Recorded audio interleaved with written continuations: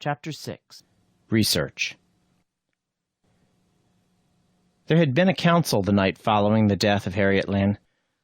Somehow the word had spread through the villages, and the chiefs had assembled in Jake's village. But they brought no solution, and in the long run had been forced to accept Doc's decision. "I'm not going to retire and hide," he'd told them, surprised at his own decision, but grimly determined. "You need me, and I need you. I'll move every day in hopes the lobby police won't find me, but I won't quit." Now he was packing the things he most needed and getting ready to move. The small bottles in which he was trying to grow his cultures would need warmth. He shoved them into an inner pocket and began surveying what must be left. He was heading for his tractor when another battered machine drove up. It had a girl of about 14 with tears streaming down her face. She held out a pleading hand, and her voice was scared. It's Mama." "Where?" "Leibniz." Leibniz was near enough. Doc started his tractor, motioning for the girl to lead the way. The little dwelling she led him to was at the edge of the village, looking more poverty-stricken than most. Chris Ryan and 3 of the medical lobby police were inside, waiting. The girl's mother was tied to the bed with a collection of medical instruments laid out, but apparently the threat had been enough. No actual injury had been inflicted. Probably none had been intended seriously. "I knew you'd answer that kind of call," Chris said coldly. He grinned, sickly. They'd wasted no time. "I hear it's more than you'll do, Chris. Congratulations. My patient died. You're lucky." "She was certainly dead when my men took her picture. The print shows the death grimace clearly." "Pretty. Frame it, and keep it to comfort you when you feel lonely," he snapped. She struck him across the mouth with the handle of her gun. Then she twisted out through the door quickly, heading for the tractor that had been camouflaged to look like those used by the villagers. The 3 police led him behind her. A shout went up, and people began to rush onto the village street, but they were too late. By the time they reached Southport, Doc could see a trail of battered tractors behind, but there was nothing more the people could do. Chris had her evidence and her prisoner. Judge Ben Wilson might have been Jake's brother. He was older and grayer, but the same expression lay on his face. He must have been the family black sheep, since his father had been president of Space Lobby. Instead of inheriting the position, Wilson had remained on Mars, safely out of the family's way. He dropped the paper he was reading to frown at Chris. "This the fellow?" She began formal charges, but he cut them off. "Your lawyer already had all that drawn up. I've been expecting you, Doctor." "Doctor? You'd do a lot better home somewhere raising a flock of babies." "Well, young fellow, so you're Feldman. Okay, your trial comes up day after tomorrow. Be ashamed to lock you in a Southport jail, a man of your importance. We'll just keep you here in the pending trial room. It's a lot more comfortable." Chris had been boiling slowly, and now she seemed to blow her safety valve. "Judge Wilson, your methods are your own business in local affairs, but this involves Earth Medical Lobby. I demand—" "Tush, tush." The judge stared at her reprovingly. "Young woman, you won't demand anything. This is Mars. If Space Lobby can stand me, I guess our friends over at Medical will have to. Or should I hold a trial right now and find Feldman innocent for lack of evidence?" "You wouldn't!" Chris cried. Then her face sobered suddenly. "I apologize. Medical is pleased to leave things in your hands, of course." Wilson smiled. "Court's closed for today. Doc, I'll show you your cell. It's right next to my study, so I'm heading there anyhow." He began shucking his robe while Chris went out with the police, her voice sharp and continual. The cell was both reasonably escape-proof and comfortable, Doc saw, and he tried to thank the judge. But the old man waved it aside. "Forget it. I'd just like to see that little termagant taken down. But don't count on my being soft. My methods may be a bit unusual. I always did like the courtroom scenes in the old books by that fellow Smith, but Space Lobby never had any reason to reverse my decisions. Anything you need?" "Sure," Doc told him, grinning in spite of his bitterness. "Good biology lab and an electron microscope." How about a good optical mic and some stains? Just got them in on the last shipment. Figure they were meant for you anyhow. since Jake Mullins asked me to order them." He went out and came back with the box almost at once. He snorted at Doc's incredulous thanks and moved off, his bedroom slippers slapping against the hard floor. Doc stared after him. If he were a friend of Jake, willing to invent some excuse to get a microscope here. But it didn't matter. Friend or foe, his death sentence would be equally fatal. And there were other things to be thought of now. The little microscope was an excellent one, though only a monocular. Doc's hands trembled as he drew his cultures out and began making up a slide. The sun offered the best source of light near the window, and he adjusted the instrument. Something began to come into view, but too faintly to be really visible. He remembered the stains, trying to recall his biology courses. More by luck than skill, his fourth try gave him results. Under 2,000 powers, he could just see details. There were dozens of cells in his impure culture, but only one seemed unfamiliar. It was a long, worm-like thing, sharpened at both ends, with the 3 separate nuclei that were typical of Martian life forms. Nearby were a host of little rod-like squiggles, just too small to see clearly. Martian life. No Martian bug had ever proved harmful to men. Yet this was no mutated cell or virus from Earth. It was a new disease, completely different from all others. It was one where all Earth's centuries of experience with bacteria would be valueless. The first Martian disease. Unless this was simply some accidental contamination of his culture, not common to the other samples. He worked on until the light was too faint before putting the microscope aside. By the time the trial commenced, however, he was sure of the cause of the disease. It was Martian. Crude as his cultures were, they had proved that. The little courtroom was filled, mostly from the villages. Lou was there, along with others he had come to know. Then the sight of Jake caught Doc's eyes. The darn fool had no business there. He could get too closely mixed into the whole mess. "Court's in session," Wilson announced. "Doc, you represented by counsel?"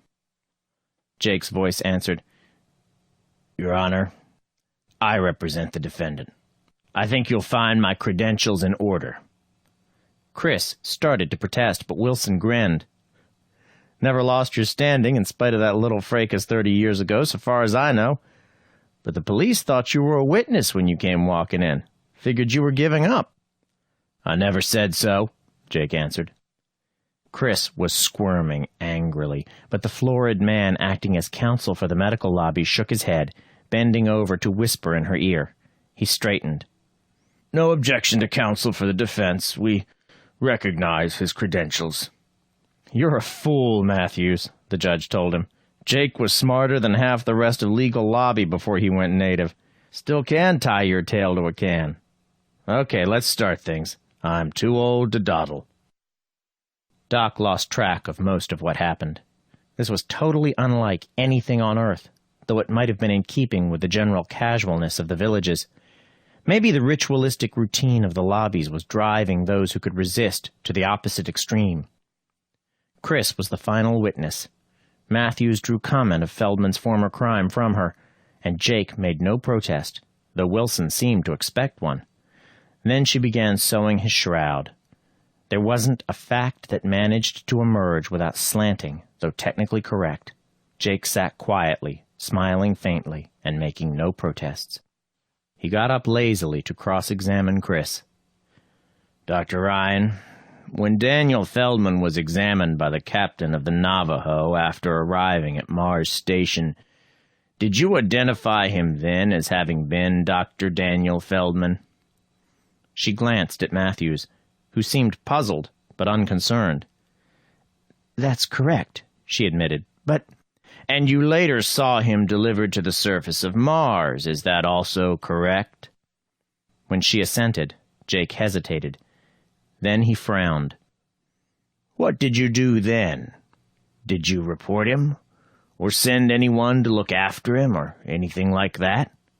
"Certainly not," she answered. "He was no—" "You did absolutely nothing about him after you identified him and saw him delivered here. You're quite sure of that?" "I did nothing." Jake stood quietly for a moment, then shrugged. No more questions. Matthews finished things in a plea for the salvation of all humanity from the danger of such men as Daniel Feldman. He was looking smug, as was Chris. Wilson turned to Jake. Has the defense anything to say? Few things, Your Honor. Jake stood up, suddenly looking certain and pleased. We are happy to admit everything factual the lobby had testified. Daniel Feldman performed a surgical operation on Harriet Lynn in the village of Einstein. But when has it been illegal for a member of the medical profession to perform an operation, even with small chance of success, within an accepted area for such operation? There has been no evidence adduced that any crime or act of even unethical conduct was committed. That brought Chris and Matthews to their feet. Wilson was relaxed again, looking as if he'd swallowed a whole cage of canaries. He banged his gavel down. Jake picked up 2 ragged and dog-eared volumes from his table. Case of Harding versus Southport, 2043, establishes that a lobby is responsible for any member on Mars. It is also responsible for informing the authorities of any criminal conduct on the part of its members or any former member known to it. Failure to report shall be considered an admission that the lobby recognizes the member as one in good standing and accepts responsibility for that member's conduct. At the time Daniel Feldman arrived, Dr. Christina Ryan was the highest appointed representative of medical lobby in Southport with full authority. She identified Feldman as having been a doctor without stipulating any change in status.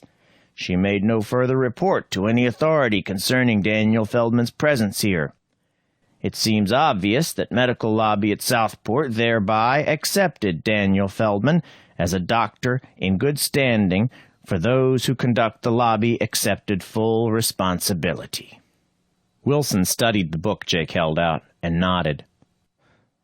Seems pretty clear-cut to me, he agreed, passing the book on to Matthews. There's still the charge that Dr. Feldman operated outside a hospital. No reason he shouldn't, Jake said. He handed over the other volume. This is the charter for Medical Lobby on Mars.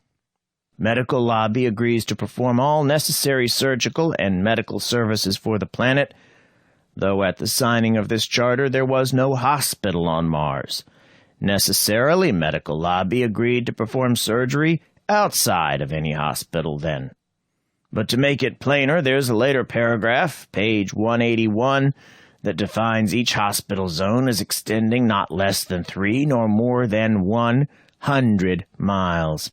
Einstein is about 110 miles from the nearest hospital at Southport, so Einstein comes under the original charter provisions. Dr. Feldman was forced by charter provisions to protect the good name of his lobby by undertaking any necessary surgery in Einstein. He waited until Matthews had scanned that book, then took it back and began packing a big bag. Doc saw that his possessions and the microscope were already in the bag. The old man paid no attention to the arguments of Matthews before the bench.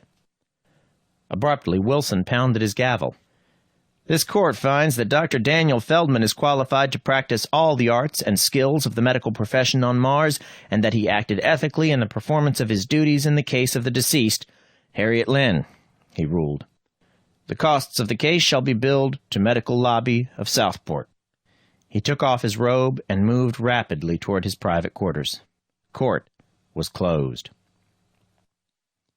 Doc got up shakily, not daring to believe fully what he had heard. He started toward Jake, trying to avoid bumping into Chris, but she would not be avoided. She stood in front of him, screaming accusations and threats that reminded him of the only fight they'd ever had during their brief marriage. When she ran down, he finally met her eyes. "You're a hell of a doctor," he told her harshly. "You spend all your time fighting me when there's a plague out there that may be worse than any disease we've ever known. Take a look at what lies under the black specks on your corpses. You'll find the first Martian disease. And maybe if you begin working on that now, you can learn to be a real doctor in time to do something about it. But I doubt it." She fell back from him then. "Research. You've been doing unauthorized research." prove it," he suggested. "But you'd be a lot smarter to try some yourself, and to hell with your precious rules." He followed Jake out to the tractor. Surprisingly, the old man was sweating now. He shook his head at Doc's look, and his grin was uncertain. "Matthews isn't incompetent," he said. "They could have had you, Doc. That charter is so sloppy a man can prove anything by it. And building a hospital here did bring in Earth rules. Wilson went out on a limb letting you go, but I guess we got away with it. Let's get out of here." Doc climbed into the tractor more soberly. They had escaped, this time. But there would be another time, and he was pretty sure that would be Chris's round. He had no intention of giving up his research. Chapter 7. Plague. Dr. Feldman leaned back from his microscope and lighted another brachyweed. He glanced about the room and sighed wearily. Maybe he'd been better off when he had no friends and couldn't risk the safety of others in an effort to do research that was the highest crime on two worlds. The evidence of his work was hidden 30 feet beyond his former laboratory in Jake's village, with a tunnel that led from another root cellar. The theory was the old one, that the best place to avoid discovery was where you had already been discovered. If their spies had identified his former hangout, they'd never expect to have him set up research nearby. It was a nice theory, but he wasn't sure of it. Jake looked up from a cot where he'd been watching the improvised culture incubator. "Stop tearing yourself to bits, Doc. We know the danger, and we're still darn glad to have you working on this." "I'm trying to put myself together into a whole man," Doc told him, "but I seem to come out wholly a fool." "Yeah, sure. Sometimes it takes a fool to get things done. Wise men wait too long for the right time. How's the bug hunt?" Doc grunted in disgust and swung back to the microscope. Then he gave up as his tired eyes refused to focus. "Why don't you people revolt?" "They tried it twice, but they were just a bunch of pariahs shipped here to live in peonage. They couldn't do much. The first time Earth cut off shipments and starved them. Next time, the villages had the answer to that, but the cities had to fight for Earth or starve, so they whipped us. And there's always the threat that Earth could send over unmanned war rockets loaded with fissionables. So it's hopeless. So nothing. The lobbies are poisoning themselves, like cutting off medical service until they cut themselves out of a job. It's just a matter of time. Go back to the bugs, Doc." Doc sighed and reached for his notes. "I wish I knew more Martian history. I've been wondering whether this bug may not have been what killed off the old Martians. Something had to do it, the way they disappeared. I wish I knew enough to make an investigation of those ruins out there." "Durwood." Jake had propped himself up on an elbow, staring at Doc in surprise. Doc scowled. "Clive Durwood, you mean? The archaeologist who dug up what little we know about the ruins?" "Yeah. Before he went back to Earth and started living off his lectures. He came here again 3 years ago and dropped dead in Edison on the way to some other ruins. Heart failure, they called it, though it was more like the 2 old farmers who ran themselves to death last month. I saw him when they buried him. His face looked funny, and I think he had those little specks, though I may remember wrong." He grimaced. "Mars is tough, Doc. Has to be. Some of the plant seeds Durwood found in the ruins grew. Maybe your bugs waited 1,000,000 years till we came along." "What about the farmers? Did they meet Durwood?" Jake nodded. "Must have. He lived in their village most of the time." Doc went through his notes. He'd asked for reports on all deaths, and he finally found the account. The 2 old men had been nervous and fidgety for weeks. They were twins, living by themselves, and nobody paid much attention. Then one morning, both were seen running wildly in circles. The village managed to tie them up, but they died of exhaustion shortly thereafter. It wasn't a pretty picture. The disease might have an incubation period of nearly 15 years, judging by the length of time it had taken to hit Durwood. It must spread from person to person during an early contagious stage, leaving widening circles behind Durwood and those first infected. When matured, any other sickness would set it off, with few symptoms of its own. But without help, it still killed its victims, apparently driving them madly toward frenzied physical effort. He studied the culture on a slide again. He'd tried Koch's method to get a pure strain, splattering the bugs onto a native starchy root and plucking off individual colonies. About 20 specimens had been treated with every chemical he could find. So far, he'd found a few things that seemed to stop their growth, but nothing that killed them, except stuff far too harsh to use in living tissue. He had nearly 40 cases of deaths that showed symptoms now, and he went back over them, looking for anything in common that went back 10 to 20 years before death. There were no rashes nor blisters. A few had had apparent colds, but such were too common to mean anything.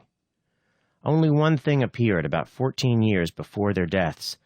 The people interviewed about the victims might be vague about most things, but they remembered the time when Jim had the jumping headache. "Jake," Doc called, "what's a jumping headache? Most people seem to have it sometime or other, but I haven't run across a case of it." "Sure you have, Doc. Mamie Brander's little girl a few weeks ago. Feels like your pulse is going to rip your skull off right here. Can't eat because chewing drives you crazy. Back of your head, neck, and shoulders swell up for about a week. Then it goes away. Then it goes away for 14 years until it comes back to kill." Doc stared at his charts in sudden horror. It was a new disease, thought to be some virus but not considered dangerous. Selznick's migraine, according to medical usage. You treated it with hot pads and anodyne, and it went away easily enough. He'd seen hundreds of such cases on Earth. There must be millions who had been hit by it. The patent medicine branch of the lobby had even brought out something called no-grain to use for self-treatment. "Something important?" Jake wanted to know. Feldman nodded. "How much weight do you swing in other villages, Jake?" "People sort of do me favors when I ask," Jake admitted. "Like swiping those medical journals from Northport for you. Or like Molly Badger getting that job as maid to spy on Chris Ryan. Name it, I'll do my best." Doc had a vague idea of village politics, but he had more important things to think of. Most of his foul mood had disappeared with the clue he'd stumbled on, and his chief worry now was to clinch the facts. Feldman considered the problem. "I want a report on every case of jumping headache in every village, who had it, when, and how old they were. This place first, but every village you can reach. And I'll want someone to take a letter to Chris Ryan." Jake frowned at that, but went out to issue instructions. Doc sat down at a battered old typewriter. Writing Chris might do no good, but some warning had to be gotten through to Earth, where the vast resources of medical lobby could be thrown into the task of finding the cause and cure of the disease. The connection with Selznick's migraine had to be reported. If something could blast the lobby into action, it wouldn't matter quite so much what they did to him. He wasn't foolish enough to expect gratitude from them, but he was getting used to the idea that his days were numbered. The plague was more important than what happened to him. The letter had been dispatched by the time Jake returned. "Here's the dope for this village. Everybody accounted for except you." "Never had it, Jake." Feldman went down the list. "Most of it 14 years ago. That fits. About the only exceptions are the kids who seem to get it between the ages of 2 and 3. 87 out of 91. He stared at the figures sickly. Most of the village not only had the plague, but must be near the end of the incubation period. It looked as if most of the village would be dead before another year passed. "Bad?" Jake asked. "The first symptom of Martian fever." The old man whistled, the lines around his eyes tightening. "Must be me," he decided. "I'm the guy who must have brought it here. I used to spend a lot of time with Durwood at his diggings."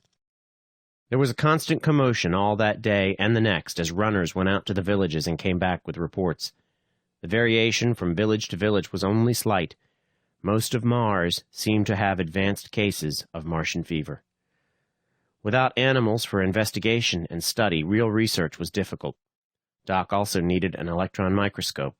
He was reasonably sure that the disease must travel through the nerves, but he had found no proof beyond the hard lump at the base of the neck.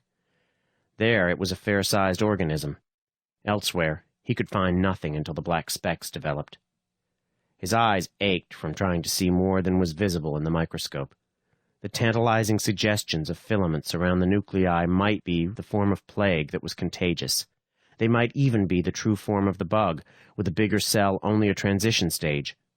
There were a number of diseases that involved complicated changes in the organisms that caused them, but he couldn't be sure. He finally buried his head in his hands, trying to do by pure thought what he couldn't do in any other way, and even there he lacked training. He was a doctor, not a xenobiologist. Research training had been taboo in school, except for a favored few. The reports continued to come in, confirming the danger. They seemed to have the worst plague on their hands in all human history, and nobody who could do anything about it even knew of it. "Molly reports that your letter got some results," Jake reported. "Chris Ryan brought home one of the electron microscopes and a bunch of equipment from the hospital pathology room. Think she'll get anywhere?" Doc doubted it. Damn it. He hadn't meant for her to try it, though she might have authority for routine experiments. But it was like her to refuse to pass on the word without trying to prove her own suspicion of him first. He tried to comfort himself with the fact that some men were immune, or seemed so. About 3 out of 100 showed no signs. If that immunity was hereditary, it might save the race. If not... Jake came in at twilight with a grim face. "More news from Molly. The lobby is starting out to comb every village with a fault finder starting here, and this hole will show up like a sore thumb. Better start packing. We gotta be out of here in less than an hour." Chapter 8. Fool. 3 days later, Doc saw his first runner. The tractor was churning through the sand just before sundown, heading toward another one-night stand at a new village. Lou was driving, while Doc and Jake brooded silently in the back, paying no attention to the colors that were blazoned over the dunes. The cat-and-mouse game was getting to Doc. There was no real assurance that the village they were approaching might not be the target the lobby had chosen for the next investigation. Lou braked the tractor to a sudden halt and pointed. A figure was running frantically over one of the low dunes with a little red sun behind him. He seemed headed toward them, but as he drew nearer they could see that he had no definite direction.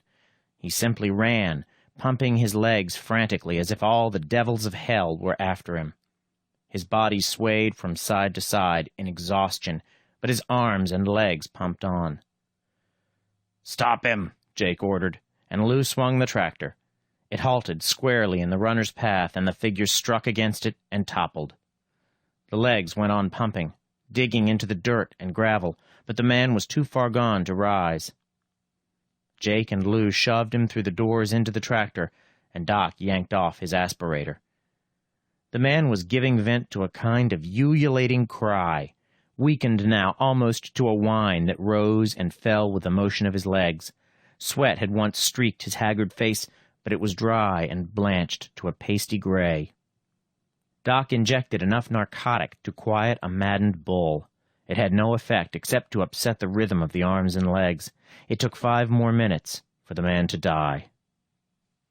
The specks were larger this time, the size of periods in 12-point type. The lump at the base of the skull was as big as a small hen's egg. "From Edison, like the others so far. Jack Cooley." Jake answered Doc's question. "Durwood spent a lot of time here on his first expedition, so it's getting the worst of it." Doc pulled the aspirator mask back over the man's face, and they carried him out and laid him on a low dune. They couldn't risk returning the corpse to its people. This was only the primary circle of infection, direct from Durwood. The second circle could be 10 times as large as the infection spread from one to a few to many. So far, it was localized, but it wouldn't stay that way. Doc climbed slowly out of the tractor, lugging his small supplies of equipment, while Jake made arrangements for them to spend the night in a deserted house. But the figure of the runner and his own failures to find more about the disease kept haunting Doc. He began setting up his equipment grimly. "Better get some sleep," Jake suggested. "You're a mite more tired than you think. Anyhow, I thought you told me you couldn't do any more with what you've got." Feldman looked at the supplies he had spread out and shook his head wearily. He'd been over every chemical and combination a dozen times, without results that showed in the limited magnification of the optical mic. He snapped the case shut and hit the rude table with the heel of his hand. "There are other supplies. Jake, do you have any signal to get in touch with Molly at the Ryans' house?" "3 raps on the rear left window. I'll get Lou." "No." Doc came to his feet, reaching for his jacket. "They're looking for 3 men now. It's safer if I go alone, and I'm the only one who knows what supplies are needed. With luck, I may even get the electron mic. Got a gun I can borrow?" Jake found one somewhere, an old revolver with a few loads. He began protesting, but Doc overruled him sharply. 3 men could no more fight off the police than 1, if they were spotted. He swung toward the tractor. "You'd better start spreading the word on everything we know. If people realize they're already safe or doomed, it'll be better than having them go crazy to avoid contagion." "Most of the villages know already," Jake told him. "And damn it, get back here, Doc. If you can't make it, turn tail quick, and we'll think of something else." Southport seemed normal enough as Doc drove through its streets. The stereo house was open, and the little shops were brightly lighted. He stopped once to pull a copy of Southport's little newspaper from a dispenser. All was quiet on its front page, too. As usual, the facts were buried inside. The editorial was pouring too much oil on the waters in its lauding of the role of medical lobby on Mars for no apparent reason. The death notices no longer listed the cause of death. Medical knew something was up at least, and was worried. He parked the tractor behind Chris's house and slipped to the proper window. Everything was seemingly quiet there. At his knock, the shade was drawn back, and he caught a brief glimpse of Molly looking out. A moment later, she opened the rear lock to let him into the kitchen.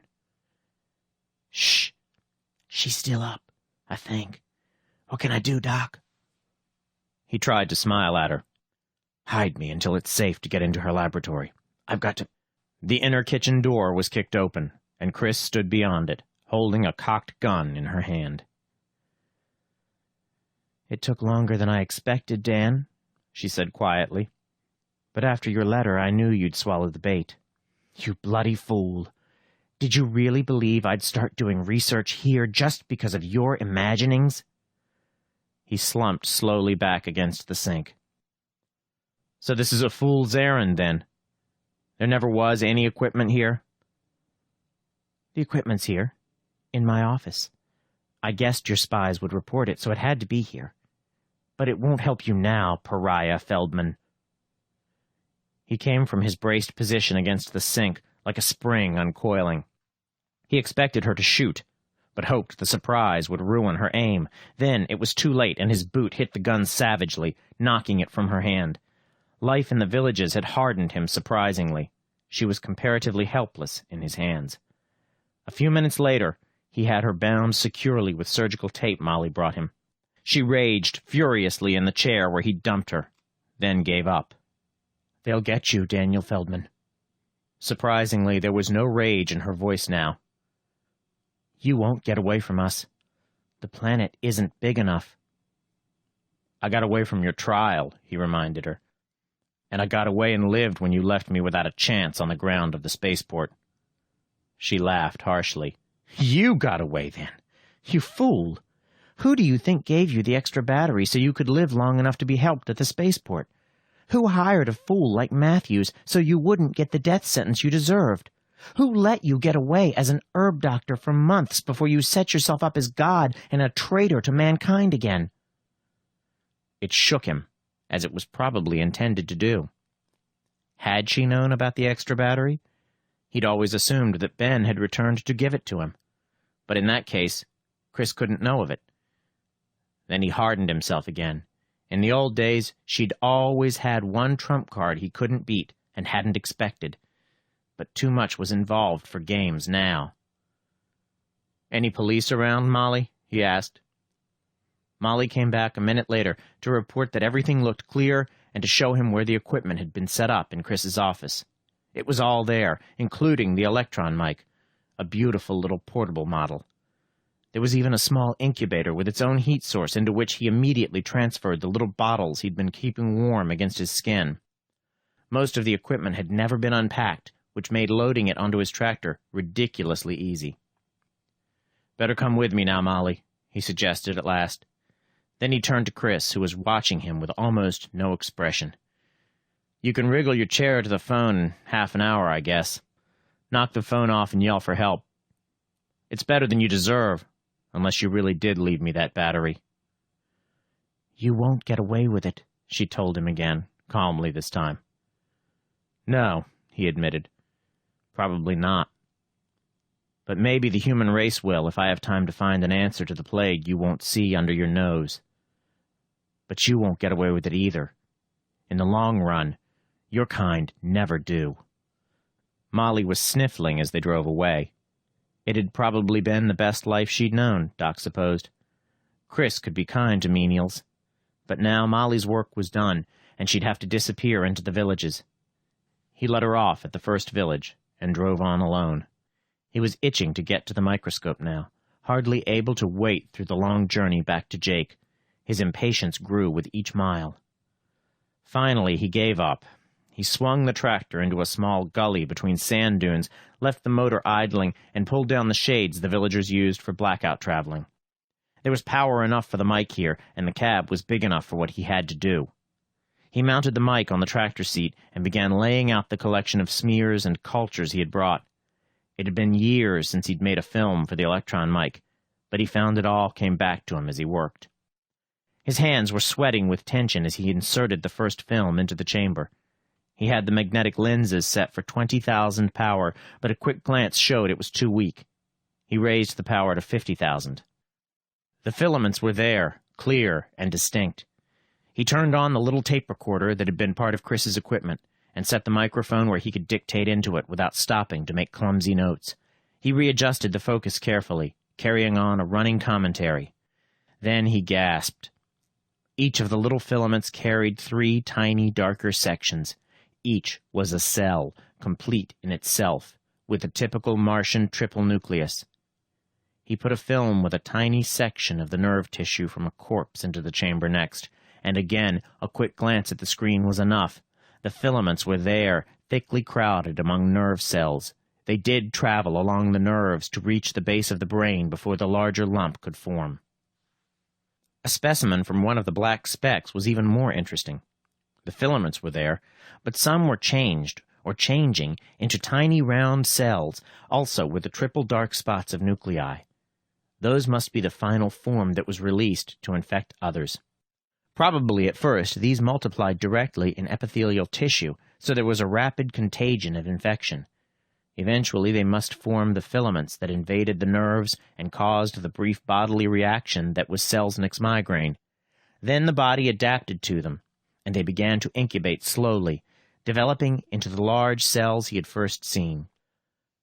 When ripe, the big cells broke apart into millions of the tiny round ones that went back to the nerve endings, causing the black spots and killing the host.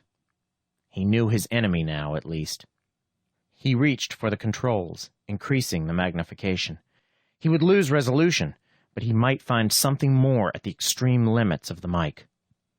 Something wet and cold gushed into his face. He jerked back, trying to wipe it off, but it was already evaporating, and there was a thick, acrid odor in the cab.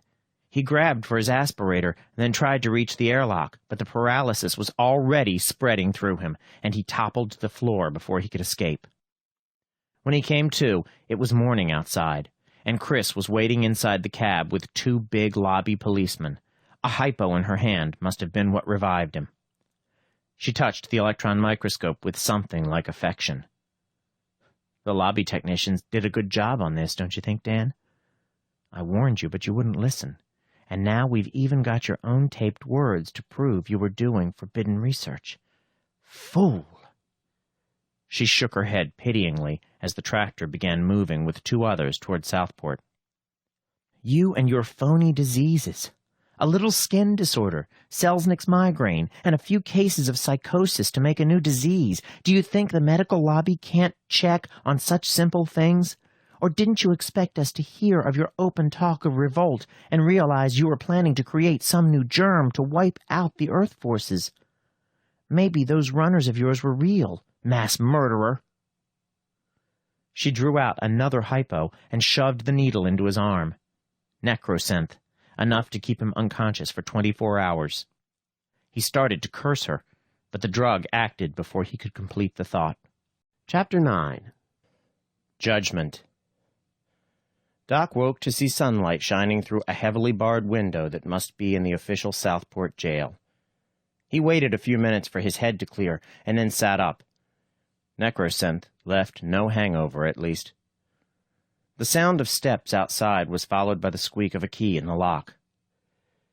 15 minutes, Judge Wilson, the voice said. Thank you, officer.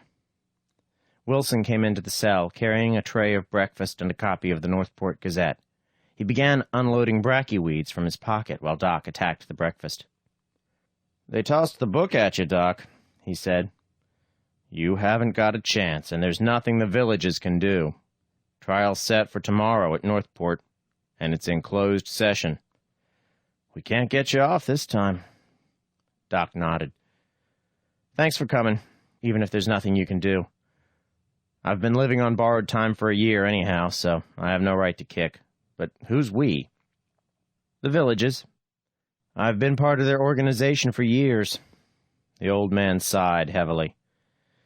You might say a revolution has been going on since I can remember, though most villagers don't know it. We've just been waiting our time. Now we've stopped waiting and the rifles will be coming out. Rifles made in village shops. The villages are going to rebel, even if we're all dead of plague in a month. Doc Feldman nodded and reached for the bracky. He knew this was their way of trying to make him feel his work hadn't been for nothing, and he was grateful for Wilson's visit. It was a good year for me. Damn good. But time is running short. I'd better brief you on the latest on the plague. Wilson began making notes until Doc was finished. Finally, he got up as steps sounded from the hall. Anything else? Just a guess. A lot of Earth germs can't live in Mars normal flesh. Maybe this can't live in Earth normal. Tell them, so long for me. So long, Doc. He shook hands briefly and was waiting at the door when the guard opened it. An hour later, the lobby police took Feldman to the Northport shuttle rocket. They had some trouble on the way. A runner cut down the street, with the crowds frantically rushing out of his way. Terror was reaching the cities already. Doc flashed a look at Chris. Mob hysteria. Like flying saucers and Wrigley tops, I suppose, he asked before the guard could stop him. They locked his legs, but left his hands free in the rocket. He unfolded the paper Wilson had brought and buried his face in it. Then he swore. They were explaining the runners as a case of mob hysteria. Northport was calmer. Apparently, they had yet to have first-hand experience with the plague. But now nothing seemed quite real to Doc, even when they locked him into the big Northport jail. The whole ritual of the lobbies seemed like a fantasy after the villages. It snapped back into focus, however, when they led him into the trial room of the medical lobby building. It was a smaller version of his trial on Earth. Fear washed in by association. The complete lack of humanity in the procedure was something from a half-remembered and horrible past. The presiding officer asked the routine question, Is the prisoner represented by counsel? Blaine, the dapper little prosecutor, arose quickly. The prisoner is a pariah, Sir Magistrate. Very well. The court will accept the protective function for the prisoner. You may proceed. I'll be the judge. I'll be the jury. And prosecution and defense. It made for a lot less trouble. Of course, if Space Lobby had asserted interest, it would have gone to a supposedly neutral court. But as usual, Space was happy to leave it in the hands of medical. The tape was played as evidence. Doc frowned. The words were his, but there had been a lot of editing that subtly changed the imports of his notes. I protest, he challenged. It's not an accurate version. The lobby magistrate turned a wooden face to him. Does the prisoner have a different version to introduce? No, but the evidence is accepted. One of the prisoner's 6 protests will be charged against him. Blaine smiled smoothly and held up a small package. We wish to introduce this drug as evidence that the prisoner is a confirmed addict, morally irresponsible under addiction. This is a package of so-called brachyweed, a vile and noxious substance found in his possession. It has alkaloids no more harmful than nicotine, Feldman stated sharply. Do you contend that you find the taste pleasing? Blaine asked. It's bitter, but I've gotten used to it. I've tasted it, the magistrate said. Evidence accepted. 2 deductions, 1 for irregularity of presentation. Doc shrugged and sat back. He'd tested his rights and found what he expected. It was hard to see now how he had ever accepted such procedure. Jake must be right. They'd been in power too long, and were making the mistake of taking the velvet glove off the iron fist and flailing about for the sheer pleasure of power. It dragged on while he became a greater and greater monster on the record. But finally it was over, and the magistrate turned to Feldman. You may present your defense. I ask complete freedom of expression, Doc said formally. The magistrate nodded. This is a closed court. Permission granted. The recording will be scrambled. The last bit ruined most of the purpose Doc had in mind, but it was too late to change. He could only hope that some one of the medical men present would remember something of what he said. I have nothing to say for myself, he began. It would be useless. But I had to do what I did. There's a plague outside. I've studied that plague, and I have knowledge which must be used against it. He sat down in 3 minutes. It had been useless. Blaine arose with a smile still plastered on his face. We, of course, recognize the existence of a new contagion, but I believe we have established that this is one disseminated by the prisoner himself and probably not directly contagious. There have been many cases of fanatics ready to destroy humanity to eliminate those they hate. Now, surely the prisoner has himself left no question of his attitude.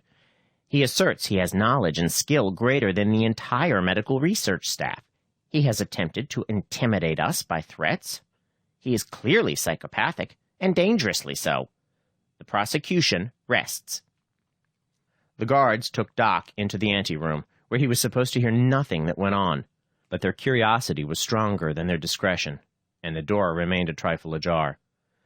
The magistrate began the discussion. The case seems firm enough. It's fortunate Dr. Ryan acted so quickly, with some of the people getting nervous. Perhaps it might be wise to publicize our verdict.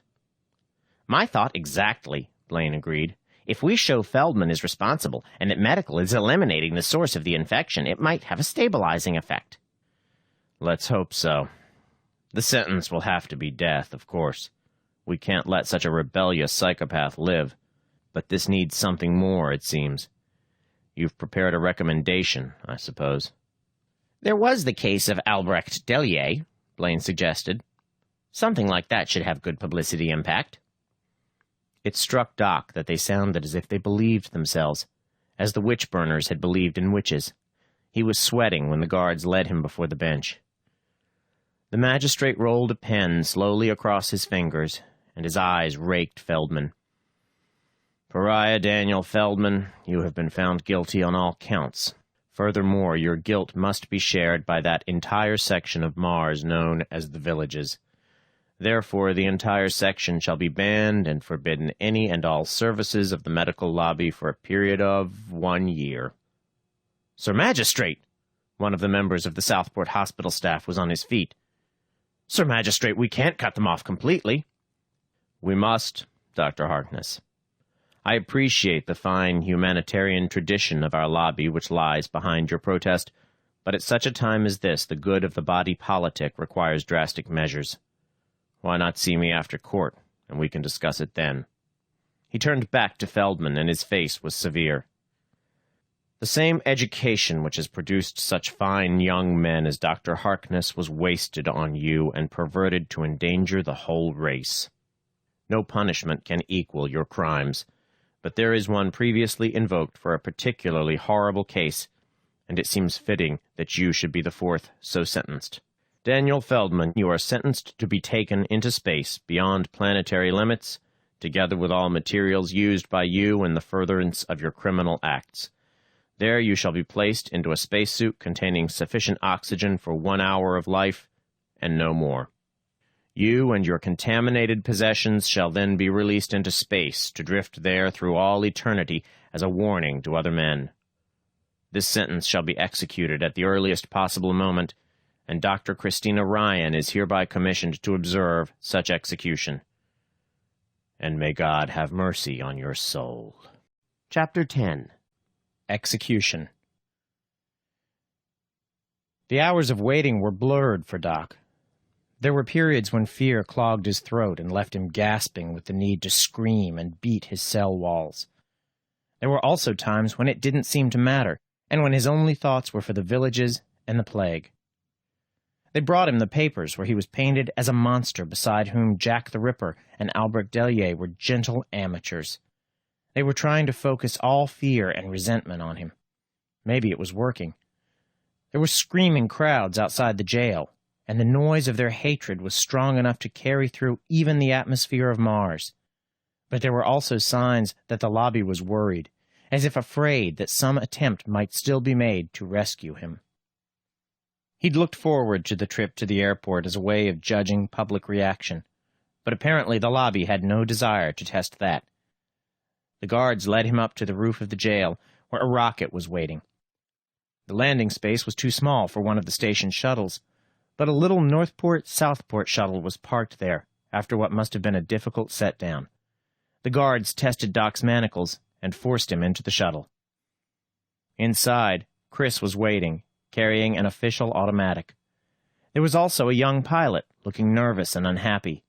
He was muttering under his breath as the guards locked Doc's legs to a seat and left. "All right," Chris ordered. "Up ship." "I tell you, we're overweight with you. I wasn't counting on 3 for the trip," the pilot protested. "The only thing that will get this into orbit with the station is Faith. I'm loaded with every drop of fuel she'll hold, and it still isn't enough." "That's your problem," Chris told him firmly. "You've got your orders, and so have I. Up ship."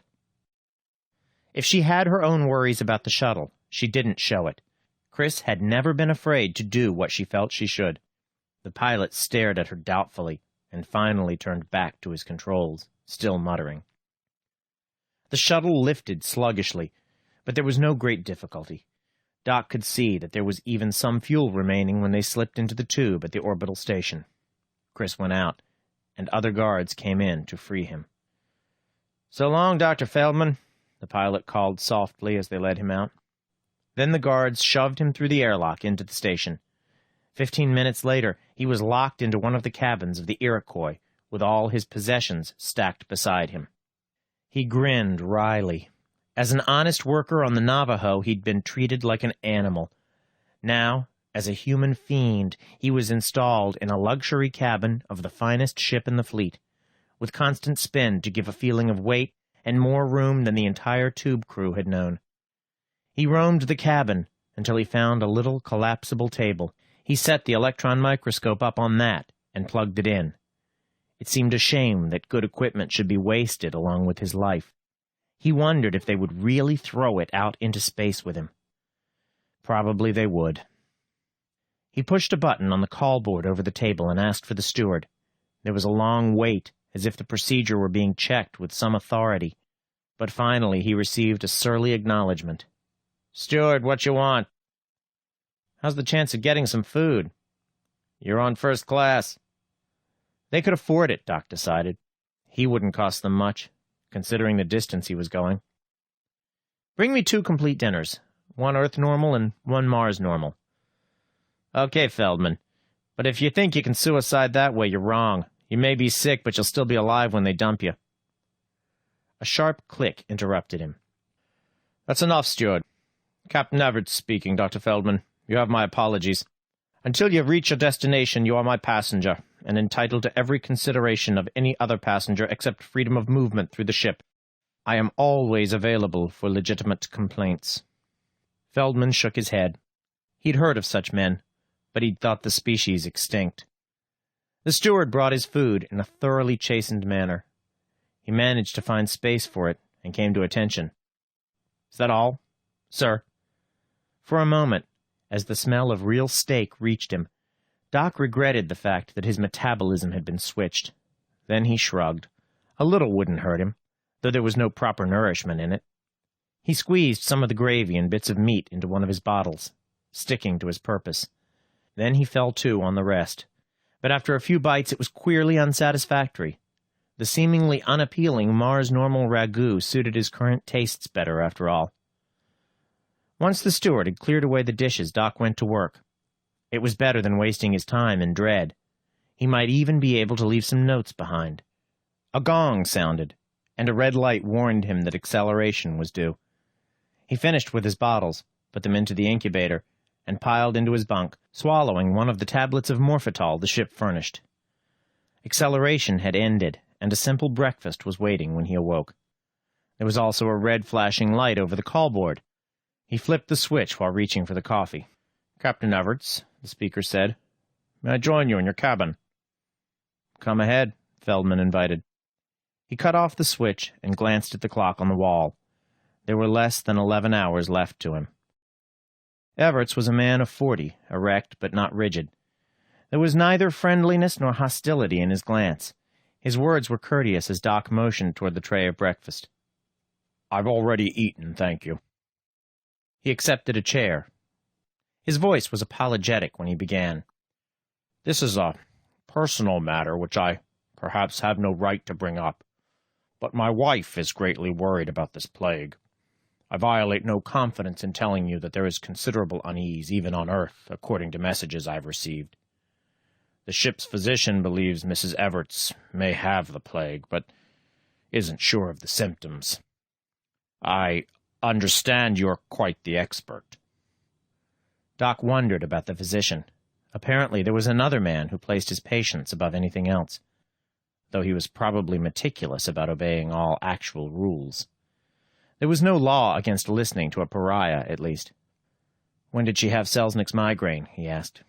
"About 13 hours ago. We went through it together, shortly after having our metabolism switched during the food shortage of '88. Doc felt carefully at the base of the captain's skull. The swelling was there. He asked a few questions, but there could be no doubt. "Both of you must have it, Captain, though it won't mature for another year. I'm sorry." "There's no hope, then?" Doc studied the man, but Everts wasn't the sort to dicker even for his life. "Nothing that I've found, Captain. I have a clue, but I'm still working on it. Perhaps if I could leave a few notes for your physician." It was Everts' turn to shake his head. "I'm sorry, Dr. Feldman. I have orders to burn out your cabin when you leave. But thank you." He got to his feet and left as quickly and directly as he had entered. Doc tore up his notes bitterly. He paced his cabin slowly, reading out the hours while his eyes lingered on the little bottle of cultures. At times the fear grew in him, but he mastered it. There was half an hour left when he began opening the little bottles and making his films. He was still not finished when steps echoed down the hall, but he was reasonably sure of his results. The bug could not grow in Earth-normal tissue. 3 men entered the room. One of them, dressed in a spacesuit, held out another suit to him. The other 2 began gathering up everything in the cabin and stowing it neatly into a sack designed to protect freight for a limited time in vacuum. Doc forced his hands to steadiness with foolish pride and began climbing into the suit. He reached for the helmet, but the man shook his head, pointing to the oxygen gauge. There would be exactly 1 hour's supply of oxygen when he was thrown out, and it still lacked 5 minutes of the deadline. They marched him down the hallway to meet Everts coming toward them. There were still 3 minutes left when they reached the airlock, with its inner door already open. The space-suited man climbed into it and began strapping down so that the rush of air would not sweep him outward when the other seal was released. Doc had saved 1 brachyweed. Now he raised it to his lips, fumbling for a light. Everett stepped forward and flipped a lighter. Doc inhaled deeply. Fear was thick in every muscle, and he needed the smoke desperately. Then he caught himself. "Better change your metabolism back to Earth normal, Captain Everts," he said. and his voice was so normal that he hardly recognized it. Everett's eyes widened briefly. The man bowed faintly. "Thank you, Dr. Feldman." It was ridiculous, impossible, and yet there was a curious relief at the formality of it. It was like something from a play, too unreal to affect his life. Everett nodded to the man holding the helmet. Doc dropped his bracky-weed and felt the helmet snap down. A hiss of oxygen reached him, and the suit ballooned out. There was no gravity. The two men handed him up easily to the one in the airlock, while the inner seal began to close. There was still 10 seconds to go, according to the big chronometer that had been installed in the lock. The spaceman used it in tying the sack of possessions firmly to Doc's suit. A red light went on. The man caught Doc and held him against the outer seal. The red light blinked. 4 seconds, 3, 2. There was a sudden, heavy thudding sound, and the Iroquois seemed to jerk sideways slightly. The spaceman's face swung around in surprise. The red light blinked and stayed on. 0. The outer seal snapped open, and the spaceman heaved. Air exploded outwards, and Doc went with it. He was alone in space, gliding away from the ship with oxygen hissing softly through the valve and ticking away his life.